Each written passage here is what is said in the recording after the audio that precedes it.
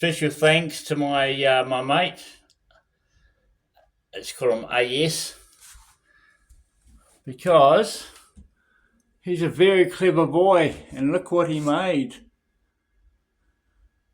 So this lampshade, look at the reflect on the things on the glass there, on the ceiling. This lampshade is courtesy of Andrew. I want to thank you, my bro, so much. Look what's happening now. It's not even dark.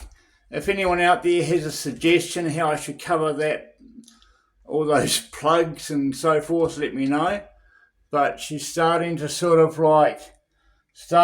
fall together here. Starting to come together, this house. It's slowly becoming a house.